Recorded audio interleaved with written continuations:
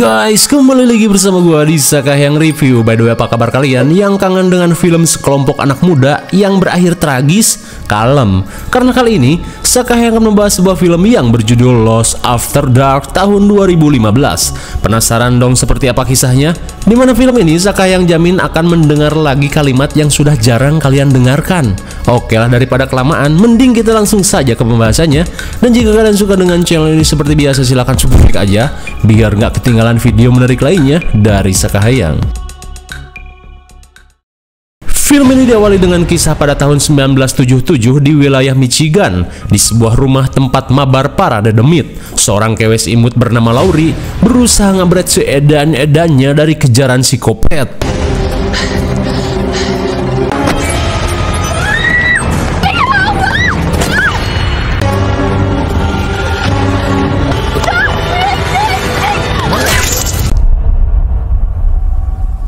Sungguh mubazir, Laurie dengan celana gemesnya harus mokad dijepit jebakan Leon S. Kennedy.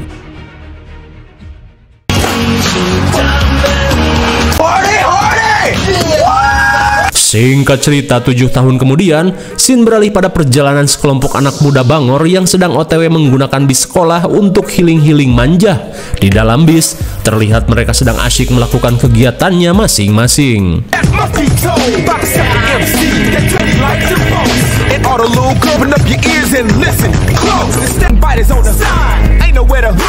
Hingga setelah beberapa jam perjalanan, si kribo bernama Wesley menanyakan berapa lama lagi kita akan tiba. Lantas si subur Toby berkata, jika mungkin saja sekitar 1 jaman lagi kita akan sampai.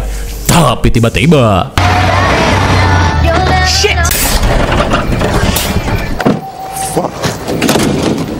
adegan klasik. Perjalanan pun harus terhambat akibat bis yang mereka kendarai kehabisan pertamak oplosan. Di tengah kebingungan, mereka pun heran dengan para kewes yang pergi entah kemana. I don't know, maybe you don't know what you're missing out on.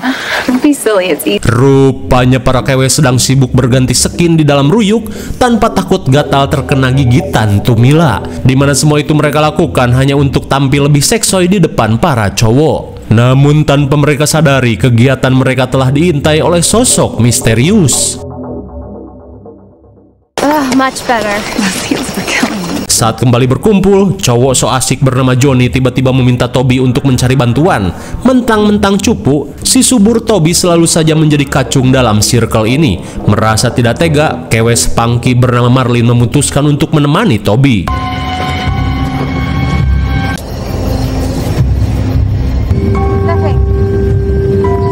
Dirasa hanya suara bagong kawin, mereka pun tidak terlalu memperdulikannya. Sementara di sisi lain, Toby dan Marlin yang sedang mencari bantuan tiba-tiba saja menemukan sebuah kotak surat bertuliskan Joad. Tak cuma itu, mereka pun melihat sebuah rumah terbengkalai yang mungkin bisa digunakan untuk bermalam sampai besok pagi. Dirasa ide bagus, mereka pun berniat untuk memberitahu circle-nya. Sementara di dalam rumah terbengkalai, seorang pemburu bajing terlihat sibuk mengolah hasil buruannya. Tanpa ia tahu, sosok misterius sedang mengendap-endap di belakangnya.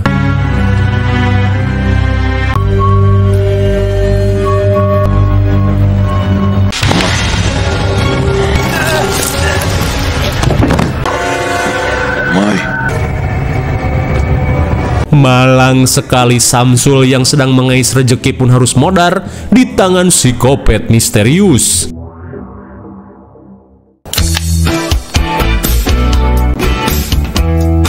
Hey. Yeah, fine. Yeah. Kembali ke bis, seorang pria mirip si boy anak jalanan bernama Sean terlihat mendekati seorang kewes cantik bernama Adriana dengan gombalan khas buaya ompong. Sean berkata jika kecantikan Adriana sangat membuat isi celananya bergejolak tak tertahankan. Hingga di tengah heningnya malam, tiba-tiba mereka panik saat mendengar sesuatu.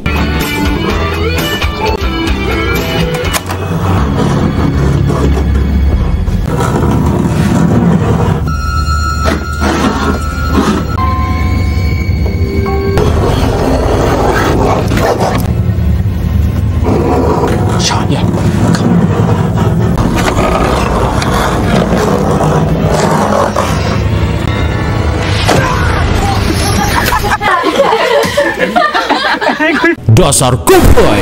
Rupanya itu adalah prank yang dilakukan oleh Toby dan Marlin.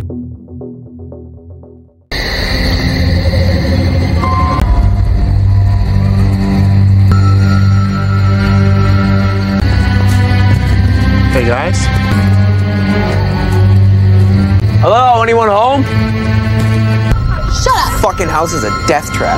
Singkat waktu, setibanya di depan rumah yang Toby maksud, mereka merasa ngeri karena dilihat dari kondisinya, pastinya di dalam banyak pocong dan kuntilanak yang bersemayam. Namun karena tidak punya pilihan lain, mau tak mau mereka harus mengeceknya. This is so grubby. I don't know.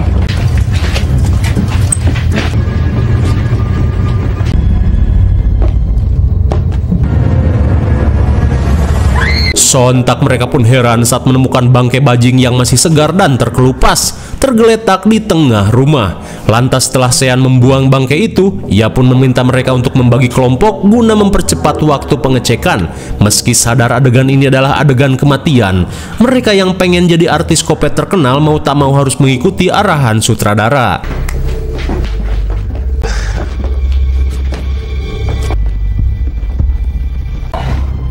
Sorry. Gross.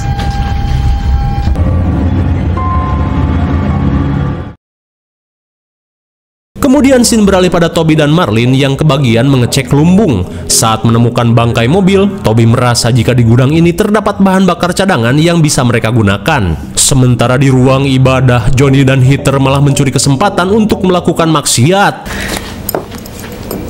Jesus! Mendengar suara jeritan, Toby meminta Marlin untuk mengeceknya sementara ia akan mencari kacamatanya yang terjatuh. Smooth, Toby. Damn it. My God, suwe sekali Toby yang bolor malah harus bertemu dengan sosok psikopat. Kembali ke rumah, sontak mereka pun ngeri saat melihat tengkorak dan organ manusia yang ditata dan dipajang seperti sebuah persembahan. Hingga saat Marlin datang, Wesley yang teringat cerita cenah dan katanya menduga jika semua ini merupakan perbuatan psikopat legendaris 7 tahun lalu yang merupakan seorang kanibal bernama Joad. Karena cenah Joad dikenal sebagai psikopat kanibal yang selalu memakan seluruh daging korbannya hingga menyisakan tulang-tulangnya saja. Di saat itu pula, Adriana yang menemukan kalung pun syok parah saat menyadari jika kakaknya yang hilang 7 tahun lalu ternyata tewas di tempat ini. Ternyata, kewes yang moka di scene awal tadi adalah kakaknya Adriana yang bernama Laurie. Di tengah kepanikan, mereka yang teringat pada Toby bergegas kembali ke lumbung.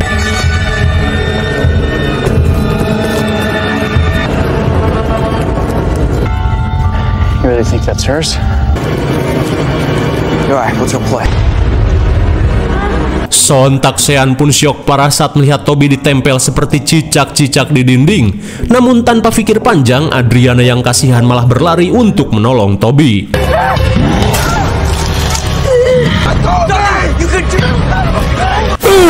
My God, malang sekali. Akibat kebodohannya, Adriana pun harus mengalami mulus ekstrim setelah memakan jebakan secara mentah-mentah.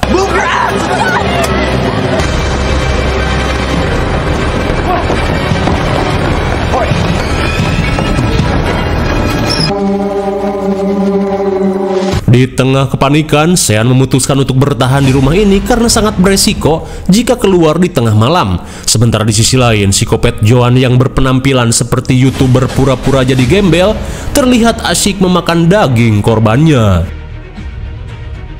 Kembali pada para remaja, setelah mempersiapkan senjata ala kadarnya, mereka yang khawatir masih ada akses masuk berinisiatif untuk mengeceknya. Hingga saat mereka memasuki basement, tanpa disadari psikopat gembel sudah berada di tempat ini. We can think of this as our Alamo, okay? This must head outside. Sontak mereka pun syok parah saat menemukan jasad Adriana yang sudah dimukbang.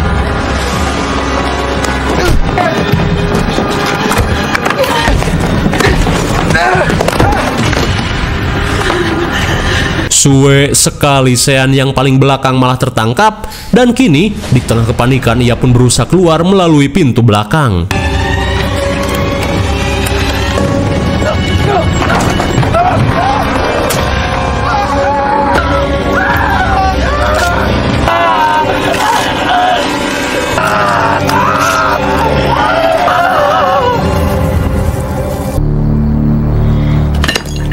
Bagaikan tutup botol, Sean pun harus modar dan menyusul ayangnya di alam barzah. Sementara itu, Marlin mengajak teman-temannya untuk segera kabur karena saat ini Sean sudah dihabisi.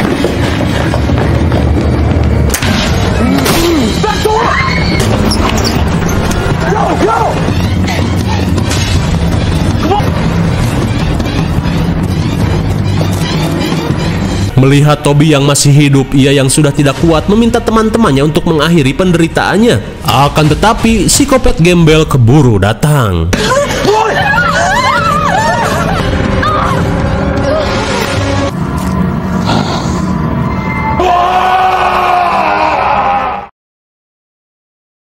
Kemudian scene beralih pada Wesley dan Marlin. Mereka yang terpisah terlalu panik dan malah kembali masuk ke dalam rumah. Di tengah rasa was-was, Wesley meminta Marlin untuk menunggu, sementara ia akan mengecek keadaan.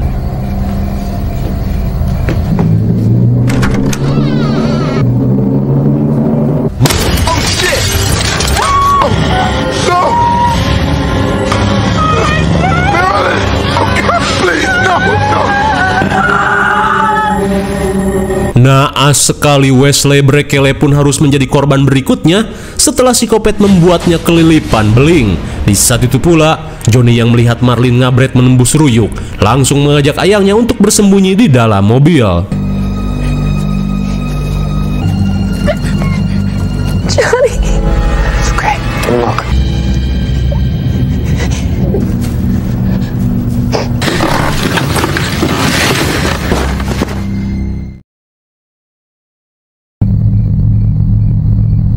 Creaks and moans like an old woman. Sesaat kemudian, di tengah persembunyian, Johnny berusaha menenangkan ayangnya yang ketakutan. Ia pun yakin psikopat gembel itu tidak akan menduga jika kita bersembunyi dalam mobil rongsok.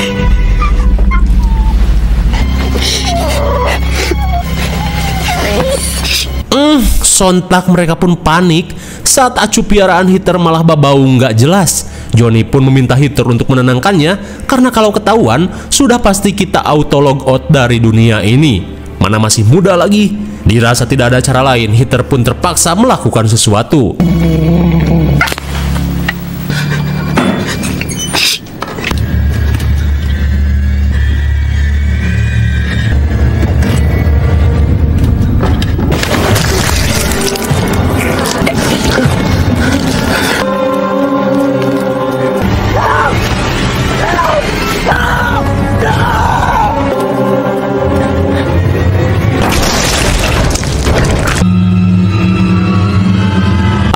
Akhirnya, pasangan mesum ini pun harus modar berjamaah di tangan psikopat gembel. Kemudian scene beralih pada seorang capsek bernama Frank. Sepulang dinas, ia pun heran saat menemukan bis sekolah yang terparkir di pinggir hutan. Joyriding delinquents.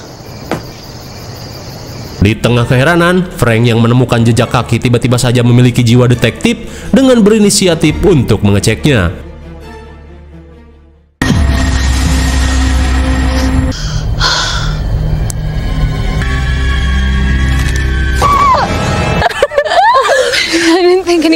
Bagaikan monyet, rupanya selama ini Jamie masih bisa selamat dengan bersembunyi di atas pohon jengkol.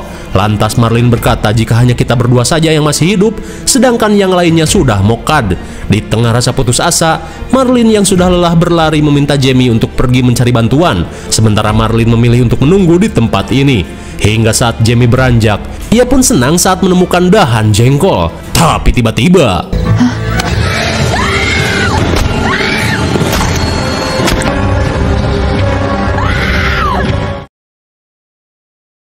di sisi lain, Frank yang baru tiba di rumah tua seketika heran saat melihat Jamie yang ketakutan sambil membawa dahan jengkol. Di tengah kepanikan, Jamie berkata jika semua temannya telah tewas dihabisi psikopat. We have to get out of here now. Are they in there?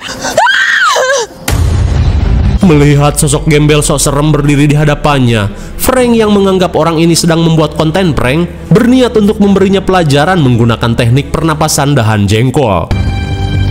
I was in the knob, you commie pinko fag bastard. Sementara di dalam, Jamie pun berharap om-om nekat itu bisa menang melawan psikopat.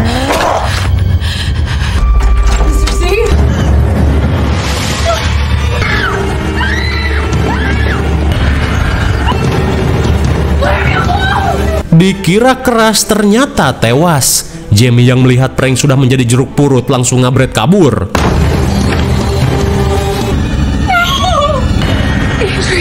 Betapa syoknya Jamie saat melihat kepala Adriana sudah kohok tak berwajah.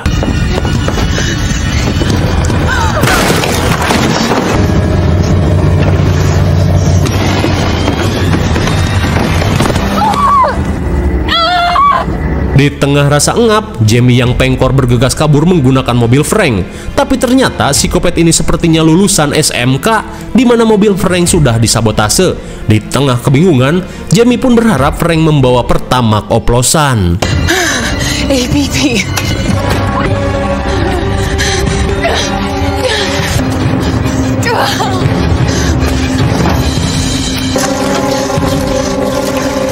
Setelah mengisi bensin, Jamie pun bergegas pergi dari tempat ini. Namun sungguh suwe, kuncinya malah berada di saku Toby. Di tengah kepanikan, ia yang melihat pintu belakang terbuka bergegas menutupnya. Lah, bagaikan Hokage keempat, tiba-tiba saja psikopat berada di dalam bis.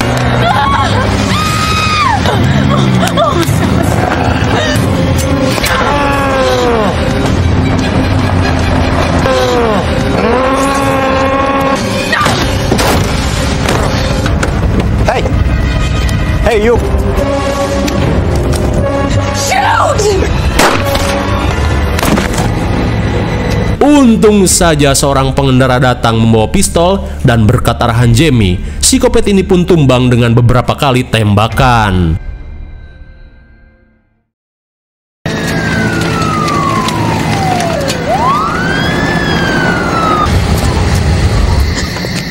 Beberapa saat kemudian, seorang kapolsek bernama Eric meminta petugas otopsi untuk membawa jasad gembel ini ke rumah sakit. Kemudian, Eric pun menghampiri Jamie. Ia pun berkata jika semuanya sudah berakhir, dan kini Jamie akan dibawa ke puskesmas terdekat untuk menjalani perawatan. Mendengar hal itu, Jamie pun merasa lega.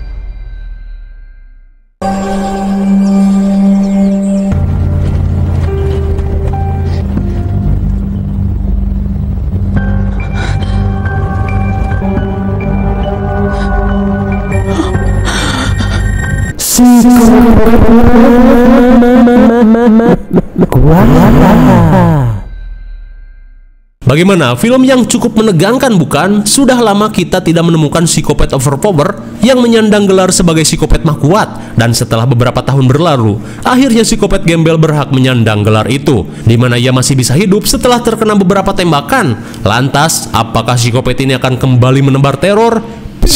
Paduli bagong.